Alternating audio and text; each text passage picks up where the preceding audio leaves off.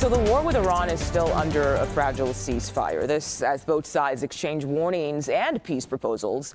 Today, Iran says it sent another set of terms to the Trump administration through mediators in Pakistan.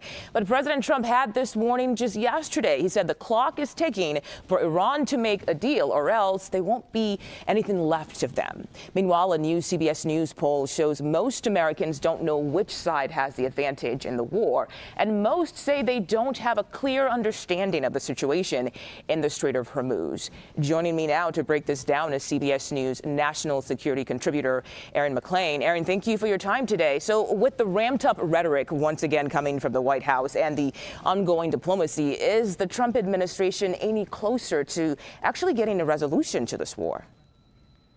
So the president's in sort of a vicious cycle here that he's been in really since April the 7th when this ceasefire began. The ceasefire was originally offered on the condition that Iran open the Strait of Hormuz, but Iran did not open the Strait of Hormuz. And since then, President Trump has made essentially one promise or threat after another, that if Iran did not open the strait and otherwise get reasonable from this administration's point of view in the negotiations, that terrible things were going to happen. But we are some weeks into that process right now, and none of these threats have been followed up on. And the cycle is that this then emboldens the Iranians to draw hard lines in their own negotiating position. So actually the negotiations get harder the fewer the threats are followed up on. So that's where we are right now, and it doesn't look like we're any closer to a deal.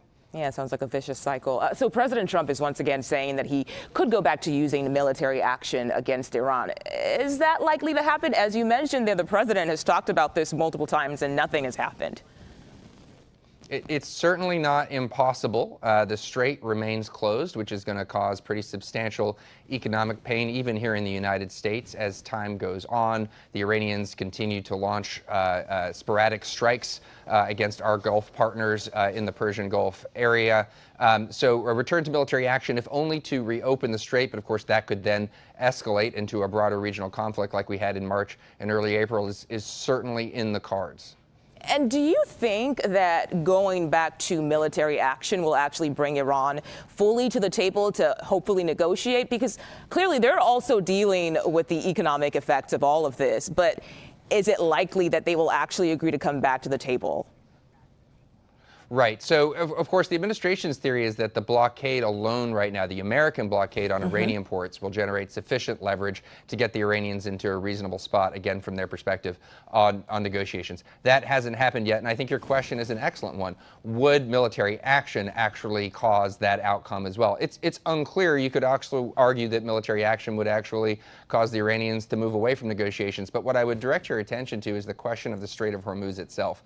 That is the main leverage point that the Iranians have over the United States and the rest of the world. So if military action were to restore some level of commercial traffic through that strait, Iranian leverage would be reduced dramatically in the long run. So it may not even matter if they don't come back to the table right away on negotiations. The United States would essentially have bought itself a fair amount more time.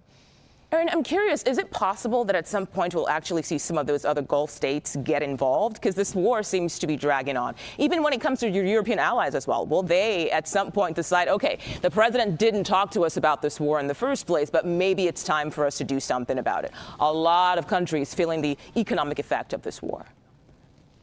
Yeah, so the European countries, of course, this is a matter of ongoing discussion about whether NATO allies will assist in any kind of effort to secure the Strait of Hormuz. Those conversations are still ongoing. You see commitments from NATO allies that they'll do it after hostilities are concluded. The president's pointed out, I think not entirely without reason, that that doesn't really help a great deal. It's during the hostilities that you actually need the escorts. As far as the Gulf countries are concerned, they actually, reporting in the last couple of weeks have indicated that during the main phase of hostilities back in March and April, actually the UAE, Saudi were striking targets, some in Iran itself, others with Iranian proxies in Iraq. So these guys have some skin in the game. The UAE in particular seems to be drawing the hardest line about what the American position should be in terms of demands being made of the Iranians. Their economies, their whole way of life is very much at risk right now, depending on the outcome of these negotiations and this war. Yeah, we'll see what comes next. Aaron MacLean, as always, thank you so much for your time. We appreciate it.